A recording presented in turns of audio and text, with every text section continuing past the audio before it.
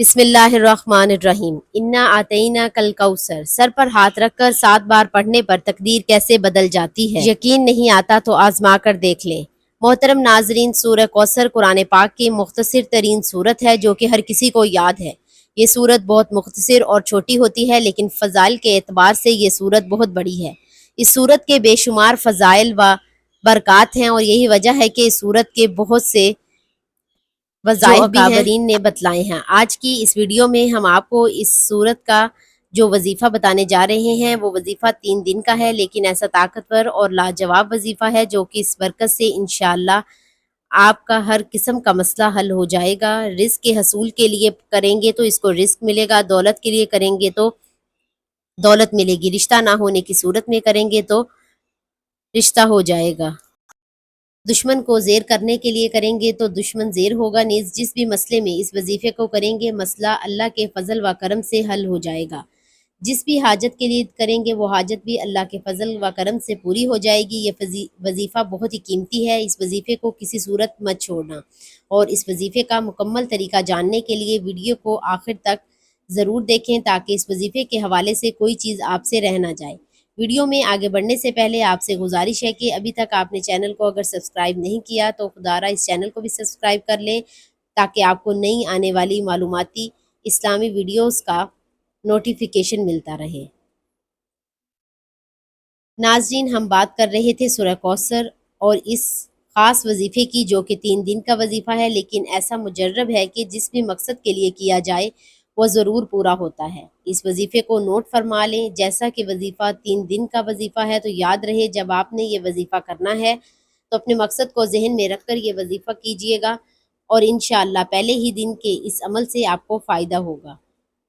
آپ نے سورہ کوثر کو کب، کیسے اور کتنی تعداد میں پڑھنا ہے اب آپ کو تفصیل سے بتائیں گے۔ آپ نے اللہ تعالیٰ سے اپنی حاجت کے لیے، اپنی پریشانی، اپنے مسئلے کے لیے دعا کرنی ہے، اور اس وظیفے پر یقین کامل کے ساتھ عمل کریں گے تو آپ کو فائدہ حاصل ہوگا۔ رات کی خاموشی میں جب ساری دنیا سو رہی ہوتی ہے، آسمان پر چاند اپنی چاندنی بکھیر رہا ہوتا ہے اور ٹھنڈی ہوائیں دل کو سکون دے رہی ہوتی ہیں، ایسے لمحے میں اگر کوئی بندہ اپنے رب کی طرف متوجہ ہو، اپنی پیشانی کو عاجزی کے ساتھ جھکا دے اور دل کی گہرائی سے قرآن کے اس ایک جملے کو پڑھ لے تو کائنات کے تانے بانے ہلنے لگتے ہیں، فرشتے اس کی دعا کو آسمان کی طرف لے کر دوڑتے ہیں، اور اللہ رب العزت اپنی رحمت سے اس بندے پر ساری دعائیں قبول کرتا ہے۔ ناظرین، وقت کی نزاکت کو مد نظر رکھتے ہوئے آج کے وظیفے کی جانب چلتے ہیں۔ سب سے پہلے آپ نے مقصد کی نیت ذہن میں رکھنی ہے کہ میں اس مقصد کے لیے یہ وظیفہ پڑھ رہی ہوں یا پڑھ رہا ہوں۔ وظیفہ شروع کرنے سے پہلے آپ نے واوضو ہو جانا ہے، حضور پاک صلی اللہ علیہ وآلہ وسلم کی ذات اقدس پر درود پاک کا نذرانہ پیش کرنا ہے۔ درود پاک آپ کوئی سا بھی پڑھ سکتے ہیں۔ ایک بار ثواب کی نیت سے میرے ساتھ بھی درود پاک پڑھ لیں تاکہ ثواب ہو۔ اللہم صلی علی محمد وعلی آل محمد کما صلیت علی ابراہیم وعلی آل ابراہیم انکا حمید مجید۔ اللہم بارک علی محمد وعلی آل محمد کما بارکت علی ابراہیم وعلی آل ابراہیم انکا حمید مجید۔ درود پاک پڑھنے کے بعد آپ نے سورہ کوثر کو 7 مرتبہ سر پر ہاتھ رکھ کر پڑھنا ہے۔ بسم اللہ الرحمن الرحیم۔ انا آتیناک الکوثر فصلی لربک وانحر ان شانئک ھو الابتر۔ 7 مرتبہ سورہ کوثر پڑھنے کے بعد آپ نے 3 مرتبہ آیت الکرسی پڑھنی ہے۔ اللہ لا الہ الا هو الحی القیوم لا تأخذہ سنۃ ولا نوم لہ ما فی السماوات وما فی الارض من ذا الذی یشفع عندہ الا بإذنہ یعلم ما بین ایدیہم وما خلفہم ولا یحیطون بشیء من علمہ الا بما شاء وسع کرسی السماوات والارض ولا یؤودہ حفظہما وہو العلی العظیم۔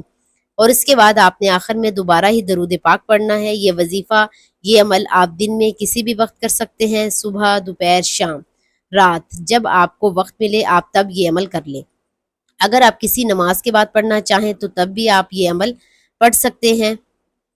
آخر میں یہ سمجھ لینا ضروری ہے کہ انا آتیناک الکوثر صرف ایک مختصر صورت نہیں بلکہ ایک عظیم پیغام ہے، ایک امید، ایک عطا اور رحمت ہے۔ جب یہ کلمات ایمان، یقین اور عاجزی کے ساتھ ادا کیے جائیں تو یہ دل کو اللہ کے قربت میں لے آتے ہیں، دعا کو قبولیت کے دروازے تک پہنچا دیتے ہیں، اور زندگی کے وہ موڑ بھی بدل سکتے ہیں جو بظاہر تقدیر میں بند نظر آتے ہیں، لیکن اصل قوت الفاظ میں نہیں بلکہ اللہ پر کامل بھروسے اور دل کی سچائی میں ہے۔ جو بندہ اپنی حاجت کو اللہ کے سپرد کر کے صبر، شکر اور استقامت اختیار کرتا ہے، وہ صرف اپنی دعا کی قبولیت دیکھتا ہے بلکہ روح کی دنیا کو بھی بدلتا ہے۔ یہی اس عمل کی اصل روح اور کامیابی کا راز ہے۔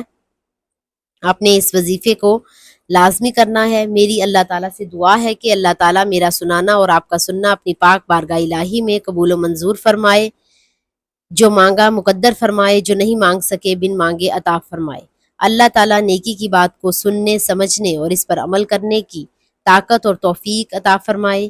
آمین ثم آمین۔ ناظرین، آپ سے گزارش ہے کہ اپنے رزق میں برکت اور وسعت کے لیے اللہ تعالیٰ کے 99 ناموں میں سے کوئی ایک نام کمنٹ سیکشن میں ضرور شیئر کیجیے گا۔ اللہ تعالیٰ ہم سب کا حامی و ناصر ہو۔ آمین۔ جزاک اللہ خیر۔